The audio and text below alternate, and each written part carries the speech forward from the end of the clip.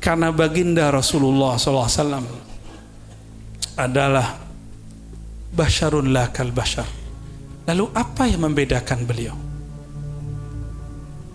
Ketika semua kita dicipta di dalam janin, di dalam perut ibu kita, Allah kemudian berkalam, setelah kami sawaituhu, kami sempurnakan tubuh fisik bashar yang dari tanah tadi, nafakhtu fihi min ruhi, aku hembuskan pada tubuh manusia yang kecil itu di perut ibunya ruhi. Tolong bedakan ruhi dengan zati. Ruh bukan zat.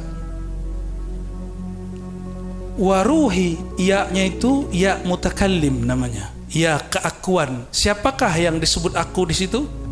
Allah. Jadi kalau dikembalikan ke nama zahirnya apa? Ruhi, ruhullah. Loh, bukannya Sayyidina Isa yang disebut ruhullah? Iya, tapi ruhullah asghar. Sedangkan Sayyidina Muhammad SAW ruhullah akbar, maka disebut al-ab al-akbar dari dalam kitab-kitab Madaih Nabawiyah. Beliaulah ayahanda agung. Ruh semuanya bersumber dari ruhnya. Maka nafakhtu fihi min ruhi, ruh kita semua ini itu adalah tetesan dari nur Muhammad SAW, hembusan dari bagian hembusan ruh Ahmad. Ruh Ahmad nama lainnya ruhullah, bukan zatullah. Maka di dalam diri ini bukan zatullah, tapi ruhullah, namanya Ahmad. Zahir kita ini dari nur Sayyidina Muhammad SAW. Itu nur dicipta Allah sebelum aras ribuan tahun cahaya. Maka lebih mulia nur Muhammad daripada aras. Sorga belum dicipta, jadi lebih mulia Nabi Muhammad atau surga? Maka bersama Nabi Muhammad SAW itu lebih afdal daripada surga. Disinilah bedanya mukmin aqil dengan nakhlatun ghair aqilah. Sandaran Nabi pohon kurma. Masih ingat? Nangis hanna hanina, menangis, dan itu terdengar kasaf semua itu para sahabat. Semua di masjid mendengarkan suara dari pohon. Jadi sandaran baginda Rasulullah SAW. Lalu beliau putar badannya, diusap-usap. Lalu Rasulullah SAW bertanya, wahai kayu, kamu pilih bersamaku atau masuk surga? Ini pertanyaan ujian. Karena kayu punya ruh tapi tidak punya akal. Karena ruhnya hanya ruh an-nabati, tidak punya ar-ruh al-qudsi, seperti disyarah oleh Imam Syekh Abdul Qadir Jilani. Maka dia jawab, surga aja wahai Rasulullah. Dia nggak tahu sang baginda Rasulullah SAW lebih mulia dari surga. Maka nanti antum kalau ditanya, pilih surga atau baginda Rasulullah SAW, jawabannya apa? Maka wajib hormati pewaris Rasulullah, wajib cinta kepada pemegang nasab Rasulullah SAW. Selama masih ada dua golongan ini, kiamat bisa kita undur. Benar, kita bisa negosiasi sama malaikat. Itu malaikat apa yang megang trompet? Israfil. Itu bisa negosiasi sama dia. Dia lagi ini gak tahan tuh ngeliat orang maksiat tuh, gak tahan dia. Sudah mau ditiup.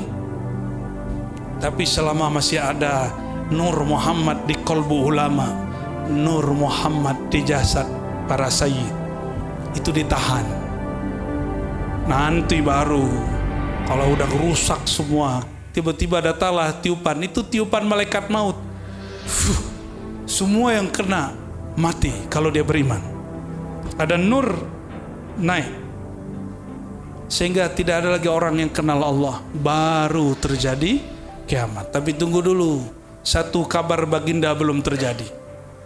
Manismuhu ismi al-mahdi minni min waladi Fatimah. Inilah perbedaannya dengan ulama.